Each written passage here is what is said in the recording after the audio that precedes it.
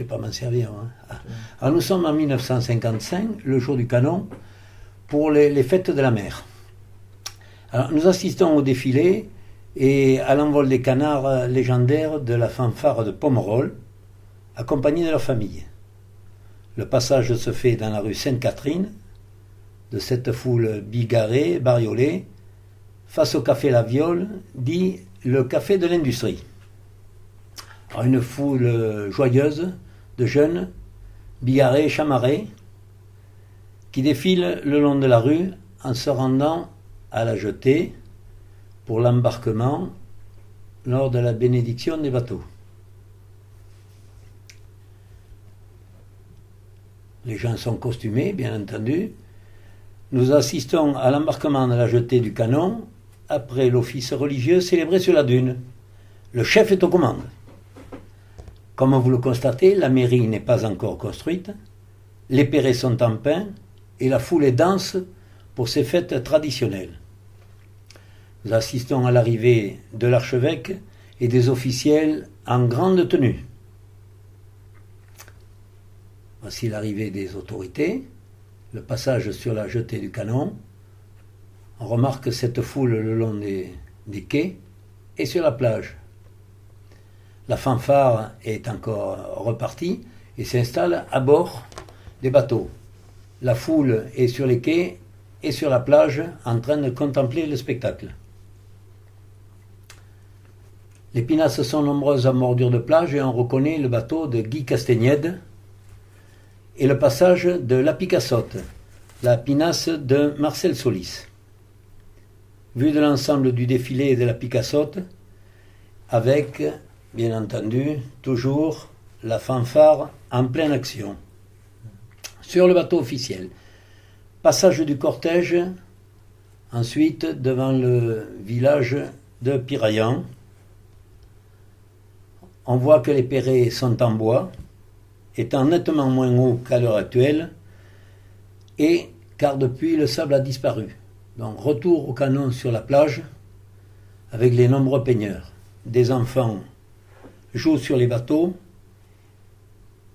sur un chaland ostréicole, et on voit que les casiers servant au transport des huîtres est encore en bois goudronné. Les bateaux arrivent sur la plage et débarquent leurs passagers sur la plage avant de repartir au large pour la traditionnelle bataille de seau d'eau. Tradition aux fêtes du canon. On voit nettement la Picassotte de nouveau en action et passe après le défilé au milieu des nombreuses pinasses. On ne voyait que cela à l'époque. Toujours la Picassotte en train d'arroser tout ce qui navigue lentement, les enfants qui saluent la foule, et la pinasse de Roland Boichat et son équipage avec la petite Martine accoudée au pare-brise. La bénédiction des bateaux, les gens se signent durant cette bénédiction de l'archevêque. Merci. Un petit coup de goupillon. Sur le chalutier des autorités, Roland Boichat, qui se signe et se découvre lors de la bénédiction. Roland Boichat à la barre de Martinique. Martinique étant la contraction du prénom de ses deux filles, Martine et Monique. Julienne Boichat est une amie lors de la bénédiction. Le passage du retour du défilé face au village de l'Herbe, avec la fanfare qui, pour une fois, s'est arrêtée. Le village de l'Herbe, à Basse-Mer, un nouveau passage devant l'archevêque qui bénit les bateaux, tout en naviguant.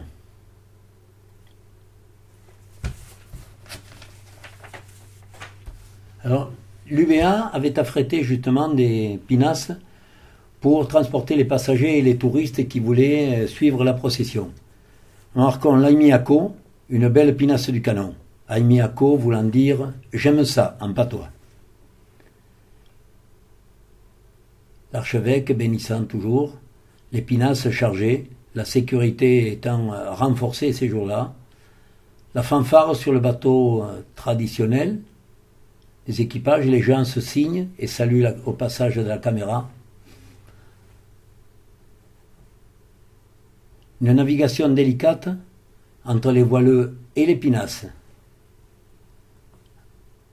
Un voilier en toute tranquillité. L'armada est au plus serré et la navigation est dense, mais les gens heureux. Un nouveau passage du cortège devant le village de Piraillan et du Canon.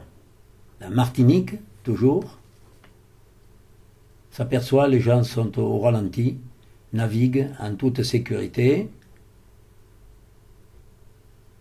Les bateaux sont chargés, énormément de monde.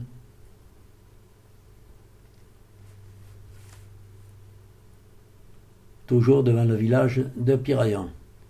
La fanfare poursuit dans son répertoire au milieu des pinasses, une quantité invraisemblable par rapport à nos jours. Quel beau cortège! On ne voit plus de ces magnifiques bateaux qui sillonnaient le bassin dans ces époques des années 1950. Le drapeau français, bien entendu, sur la pinasse officielle, abritant la fanfare. Monseigneur, toujours. Le virage s'effectue devant le village de Piquet et nous prenons la direction plein sud. De nombreuses pinasses, comme on peut le voir, l'UBA encore chargé de touristes, des pinasses familiales, emportant de nombreux amis. Les bateaux sont serrés, sans danger. L'Aimiyako, une nouvelle fois.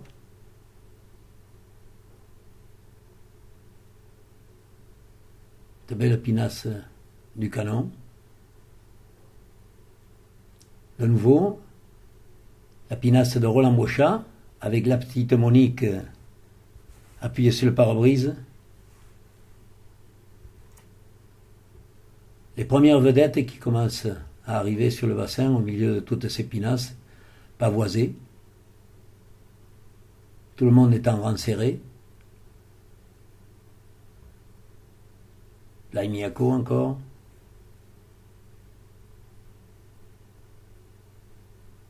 Et toujours ces pinasses que l'on ne reconnaît pas toujours, des pinasses qui sont venues du fond du bassin. Un ostréiculteur sur son chaland. Les petits Arcoas qui venaient de sortir. La mer est calme, il fait très beau. La sécurité est assurée. Des ostréiculteurs.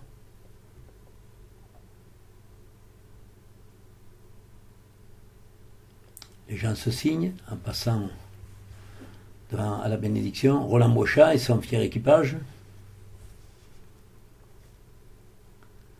L'herbe et le canon. Au fond, une pinasse chargée. Nous sommes devant le canon l'après-midi lors de régate de pinassotes à voile. Nous sommes au départ de cette régate. La pinassote tribord à mur, accompagnée de nombreux suiveurs, un Pacifique dans le fond, qui est régaté, également sur le même parcours. Les accompagnants, toujours solidaires et prêts à intervenir. Un virement de bord de cette pinassote, suivi de très près.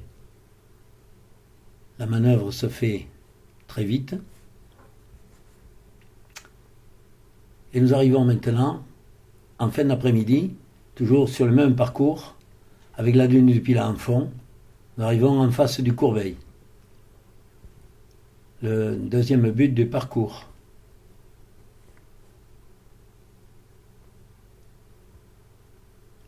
Une autre pinasse, dont on ne connaît plus la provenance, elle n'est pas marquée sur la voile. Quelle belle lignée, quelle vitesse, un fier équipage. Il faut être très attentif, chacun à son poste, d'épuiser l'eau, bien entendu, ne pas oublier, et surtout équilibrer la charge, comme on le voit en ce moment avec cet équipier qui se met par-dessus bord. Le but est viré maintenant à 2 pinasses, dans le barbote que l'on voit à l'arrière-plan.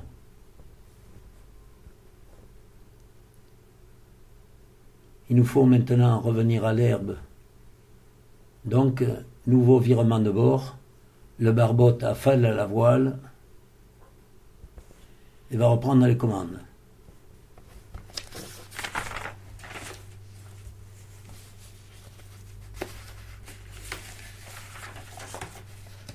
Quelques difficultés lors de la descente de la voile, mais tout le monde va repartir. Attention les têtes.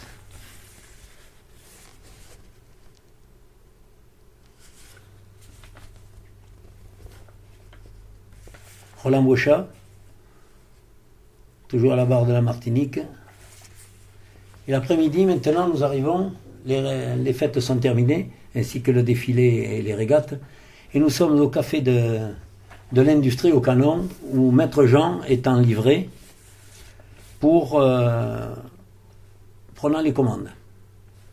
Une belle ambiance, chaude ambiance, l'équipage de Martinique toujours présent, avec un petit passage Roland toujours historique. Dans le fond, l'épicerie fine de Nini et Milou. On reconnaît dans le fond. Les gens vont passer à table, ce sont les réjouissances, petit autographe au passage. Monsieur Faugerolles, syndic des gens de mer. Jean Daneil, dit le Nick, mon oncle, et sa légendaire gauloise. L'après-midi, nous revenons sur le suivi des régates à la caméra par Roland Bouchat. Quelle constance, il fallait tout de même suivre. Encore un petit coup sur la caméra. La pinasse est bien pavoisée. Nous arrivons maintenant au large des abatilles que l'on voit dans le fond, avec une pinassotte encore à voile qui est en pleine régate. Nous allons bientôt revenir à terre. Les abatilles dans le fond. Un temps magnifique. Virement de bord. Et l'on revient au départ à la jetée du canon.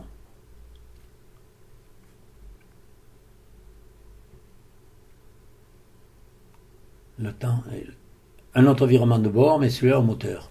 Nous arrivons maintenant. C'est terminé pour les régates et la fête du canon. Nous arrivons maintenant au poteau noir et à l'histoire de René Lescombe.